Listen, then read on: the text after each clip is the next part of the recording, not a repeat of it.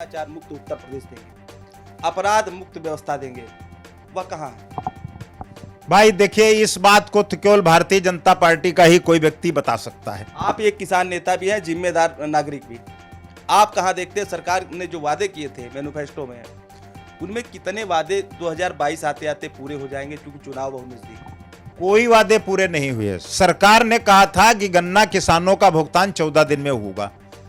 आज की तारीख में कई हजार करोड़ रुपया चीनी मिलों के ऊपर बकाया है। 114 चीनी मिलें काम कर रही हैं उत्तर प्रदेश में।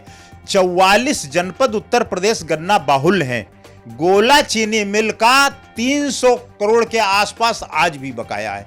मोदी नगर चीनी मिल पिछले साल का भुगतान कर रही है। तो 14 दिन वाली बात जो मुख्यमंत्री जी ने कही थी, वो उस पर उनको एडामेंट रहना चाहिए था। दूसरी चीज, बिजली का बिल अगर 10,000 के ऊपर चला जाता है तो मेरा कनेक्शन काट दिया जाता है और मेरे खिलाफ मुकदमा दर्ज हो जाता है। इनके ऊपर करोड़ों रुपया बकाया है, लेकिन यह सरकार इनके आगे घुटने टेकती है। इनके खिलाफ कार्रवाई करने का जज्बा इस सरकार में नहीं है। इस घोटाले में स्थानीय स्तर पर आपके द्वारा क्या प्रयास किए गए जिससे इसका खुलासा हो जाए और कार्रवाई हो जाए? क्योंकि धान खरीद का भी 6 महीने का समय गुजर चुका है, दोबारा की खरीद की तैयारी चल रही है। देखिए अरविंद जी, इस पूरे प्रकरण की जानकारी मुझको बहुत पहले हो चुकी थी। हमने इसके दस्तावेज हासिल करने की कोशिश की, लेकिन अधिकारियों ने इन दस्तावेजों को इतनी गोपनीयता से रखा कि उन दस्तावेजों को प्राप्त करने में मुझे 8 माह का समय लगा। और पूरे एक एक प्रूफ के साथ वो सब कुछ हमने निकाला है। वो आपके सामने, जब आप चाहेंगे तो हम उन डॉक्यूमेंट के साथ आपको सारा दस्तावेज भी उपलब्ध कराएंगे।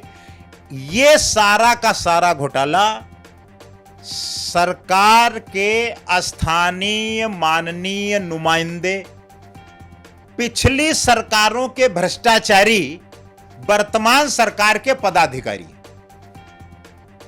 असली जन्मदाता वो हैं।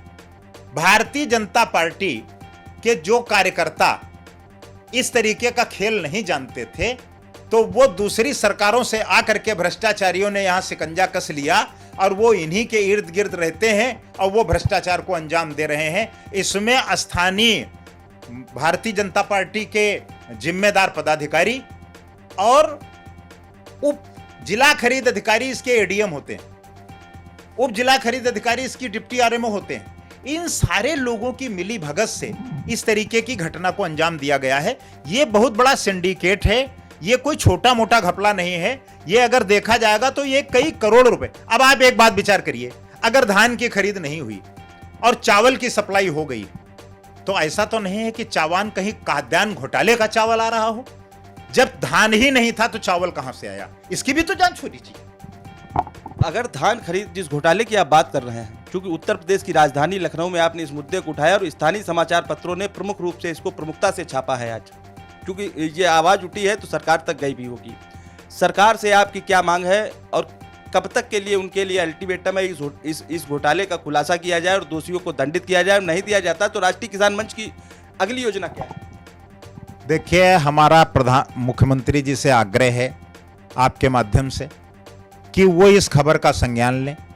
हमने इसके कुछ डॉक्यूमेंट भी भेजे हैं उनको बाई पोस्ट, उनका संज्ञान लें और जो लोग इसके जिम्मेदार हैं उनके खिलाफ कार्रवाई करें। नहीं तो राष्ट्रीय किसान मंच सड़कों पर उतरकर आंदोलन करने के लिए विवश होगा, जिसकी सारी जिम्मेदारी राज्य सरकार की होगी। अच्छा, आखिरी सवाल है आपसे। कुछ किसान संगठनों ने आज जो हड़ताल है, जो भारत बंद की बात किसान संगठनों की ओर से आ रही थी, जिसमें कुछ संगठन ऐसे हैं जो सरकार के पक्ष में हैं, उनको लेके क्या कहना है?